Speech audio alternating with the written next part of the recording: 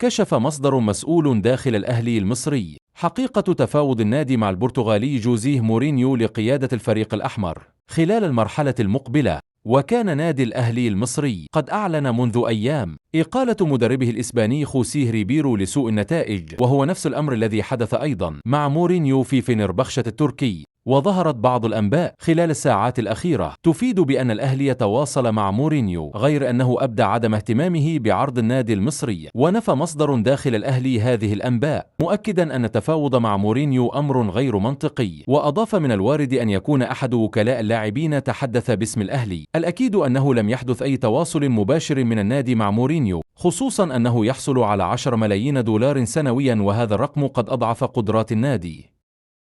تعاقد نادي ليفربول الإنجليزي مع المهاجم السويدي ألكسندر إيزاك قادما من نيوكاسل في صفقة قياسية بعد أسابيع من الجدل الواسع الذي أحاط بالانتقال. وأصدر النادي الإنجليزي بيانا رسميا يوم الاثنين يعلن خلاله إتمام تعاقده مع إيزاك الذي وقع على عقد طويل الأمد، وسيرتدي القميص رقم 9 في مستهل رحلته بملعب أنفيلد. بحسب تقارير صحفية، فإن الصفقة كلفت ليفربول مبلغا يتراوح بين 125 و 130 مليون جنيه استرليني ليصبح إيزاك أغلى لاعب في تاريخ الدوري الإنجليزي الممتاز. وعبر إيزاك عن سعادته البالغة بانتقاله لليفربول، حيث قال: لقد مضت رحلة طويلة للوصول إلى هنا، سعيد للغاية بكوني جزءا من هذا الفريق وهذا النادي، هذا شيء أفخر به وأتطلع للمضي قدما فيه. وانضم إيزاك إلى نيوكاسل في صيف 2022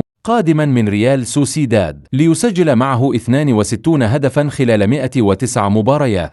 واختتم إيزاك تصريحاته بقوله: أعتقد أنني لدي الكثير لأقدمه، وما زال لدي مساحة هائلة للتطور. أنا مهاجم، لكنني أبذل قصارى جهدي دائما من أجل الفريق لتسجيل الأهداف في المقام الأول، لكنه بإمكان اللعب في مواقع مختلفة. أطمح للفوز هنا بكل شيء. أما نادي نيوكاسل فاكتفى بنشر بيان مقتضب يعلن خلاله بيع إيزاك في صفقة هي الأغلى في تاريخ بريطانيا، ولم يتضمن البيان أي تفاصيل أو شكر للاعب الذي تمرد على النادي في الآونة الأخيرة.